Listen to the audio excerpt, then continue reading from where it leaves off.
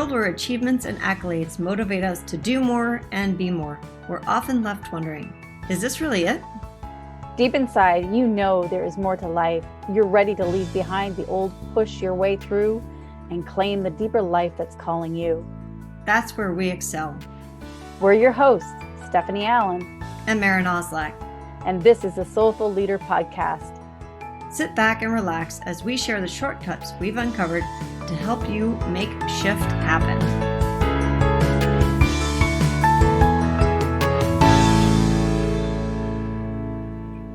Hi, welcome back to the Soulful Leader Podcast. We are so excited to be here with you today. We've been talking about inspiration and, of course, this is the year of the Olympics, and maybe some of you are still remembering that time, but it just amazes me, the level of human potential that can happen. And I think we forget that. And I think there's a great time in our lives when we can watch something or experience something that we didn't think was possible before, and quickly negate within ourselves to say, oh, well, I couldn't do that.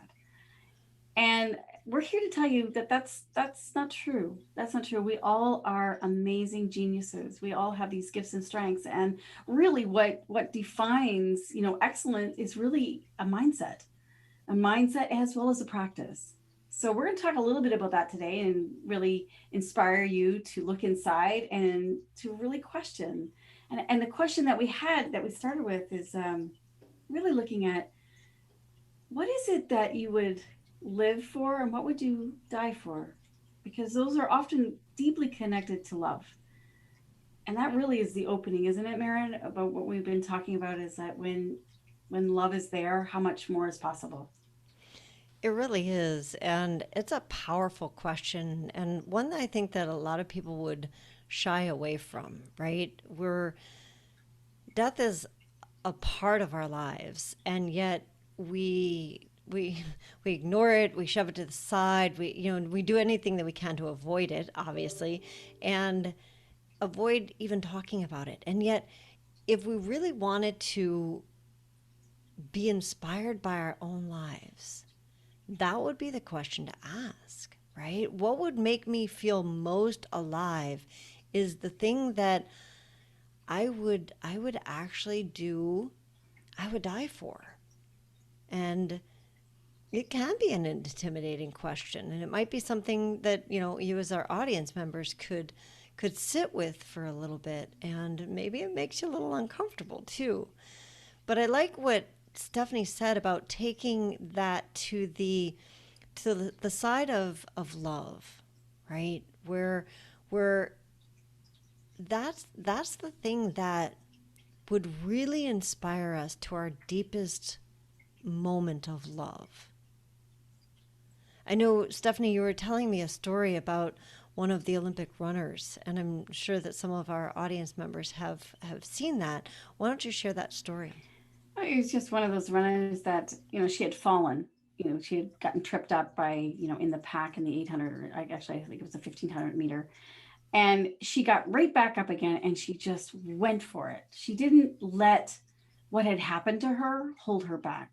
And I mean, how many times in our lives have we let our past relationships or experiences or something, and we just go, oh, I just can't do that because I know what happened last time. We've lost hope. We've lost trust in ourselves or in humanity, and we've just given up. And instead, just like being, and that's truly what the definition of resilience is to be able to put that behind you and to get back up and to really follow what you love, to really move towards the highest possibility.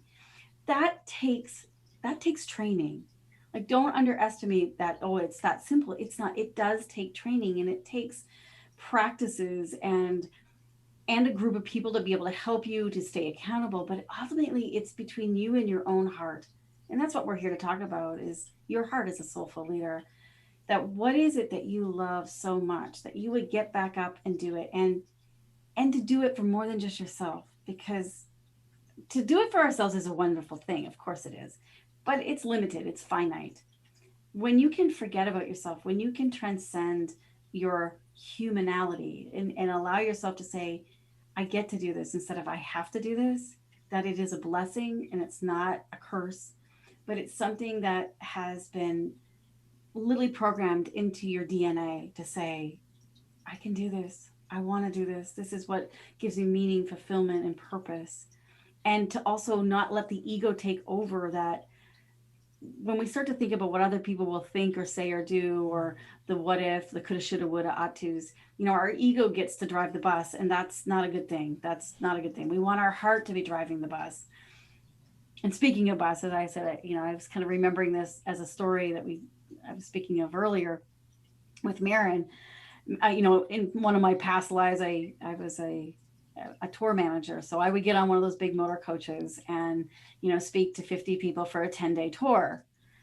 And at first I was deathly shy, like absolutely like knees shaking, can hardly, speak. I'd have a little cue card and I was reading everything from a cue card. I wasn't making any connection or eye contact because I would just thought I would be mortified. And I realized that the faster I could fall in love with them, the easier and the more joyful the tour would be.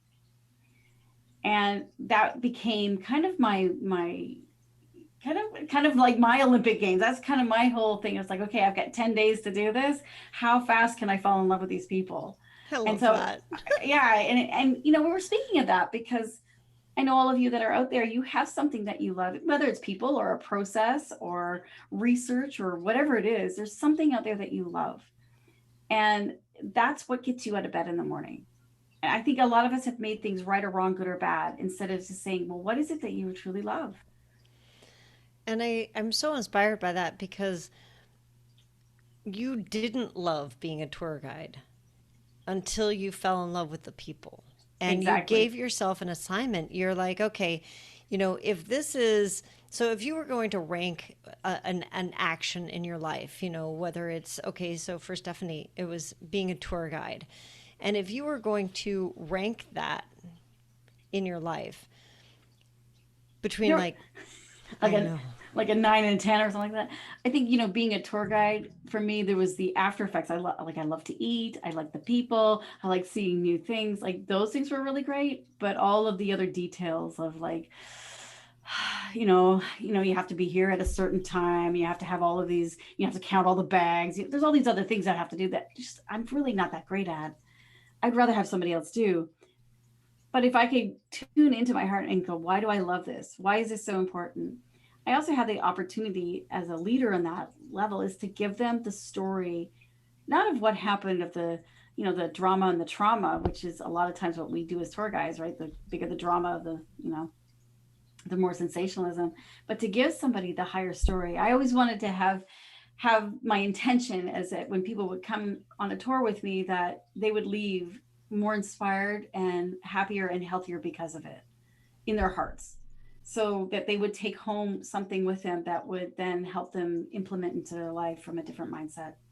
And to me, that was my measure of success. So the stories that I tell in the outer world, I wanted to give them the true version, but an inspiring version, a call to action. And the only way I could do that is that I had to start to do that for myself inwardly. I couldn't just give that story if I wasn't also living it myself.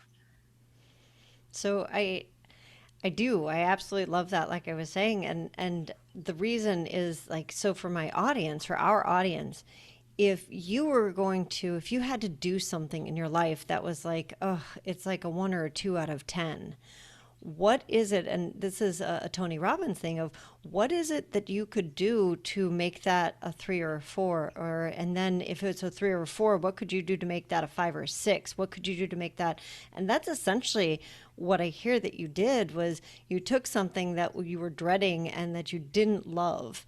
And you're like, okay, for you as a human, you love people and you love connecting with people. So you made it about the people.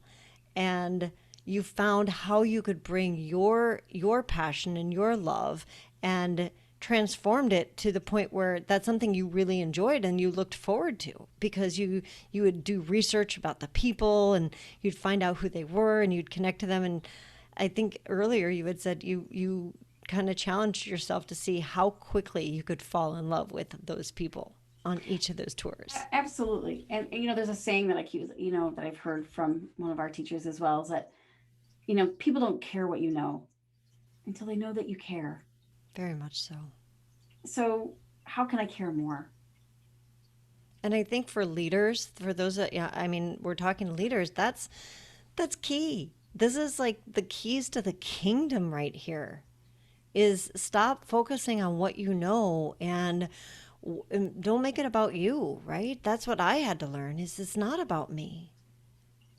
My team doesn't care what I know until they know that I care. And and the easiest way for me to care is to literally fall in love with them, to make it about them. What are their interests? What are they pursuing? What do they want to know more about? And when I got that, it changed everything at my studio. At least for me it did. Hmm. I looked I used to I got to a point with my studio where I wasn't enjoying going in anymore. It wasn't what I wanted to do. And I realized that I had to fall back in love with it. And how did I do that? Was I've always been in love with the people, and I had to go back and find that again of like, why, what was my original motivation? Possibly like the runner that fell, right? In that moment, she probably had a moment of, oh shit, it's over.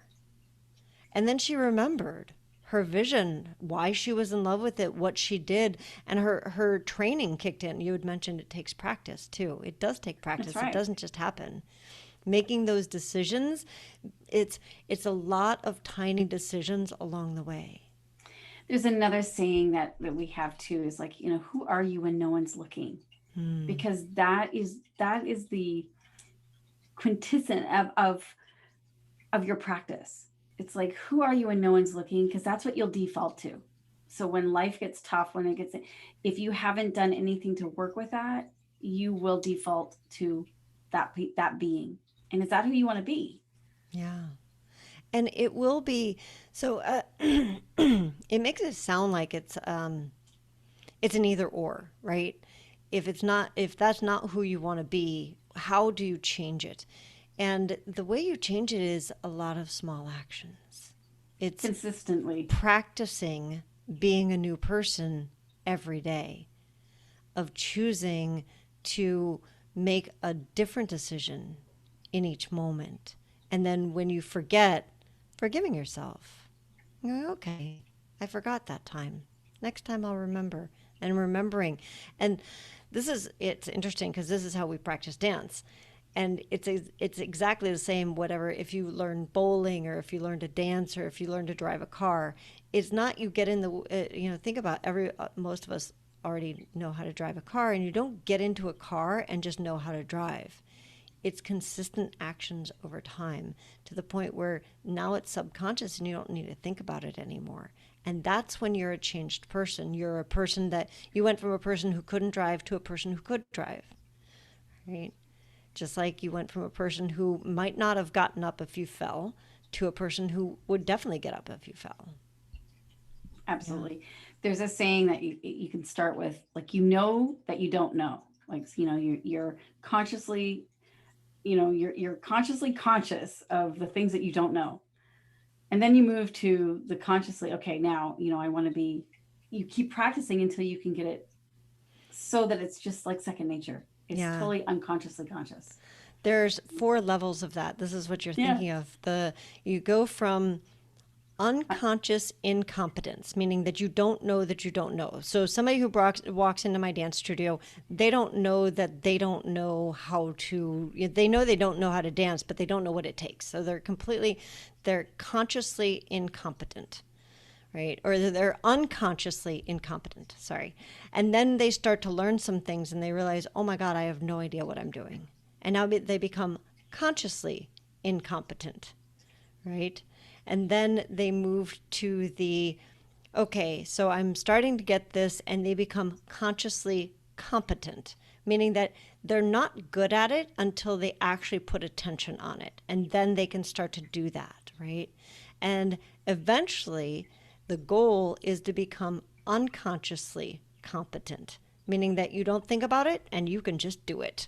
And that's how we want to live our lives. We and want to that be, essentially is resilience, because yeah. then you can start to build that, and that becomes the truth of who you are. and you can get back up and you can keep moving, and you can do it with love and kindness rather than beating yourself up or the blame shame game. Yeah. And that's what I love, absolutely love about that is that's where the true power of mindset shift comes in. And when you see somebody, and going back full circle to being inspired this year of the Olympics, when we watch those Olympians, they're the ones who, I think the reason they inspire us is because of that very thing, that they truly do embody that mindset. And they truly love it, or they wouldn't be there. They wouldn't have stuck it out. So I think, this is a great place to leave you all in, a place of saying, what is it that you love, that you're willing to get up and keep practicing? And if there's something that you're feeling struggling with, can you fall in love with it? What would it take for you to fall in love with it? And to allow yourself to be nourished by that, because truly in the end, we can either be bitter or we can be better.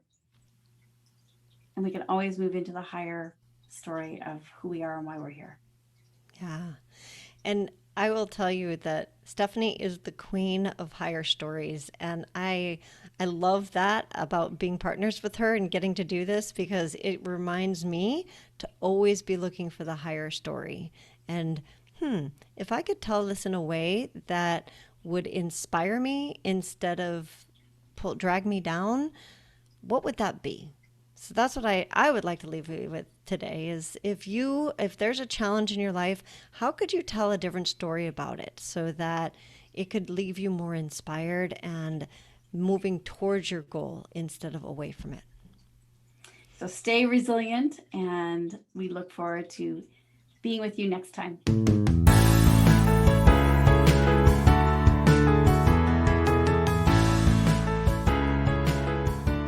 And that wraps up another episode of the Soulful Leader podcast with your hosts, Stepanie Allen and Maren Stepanie.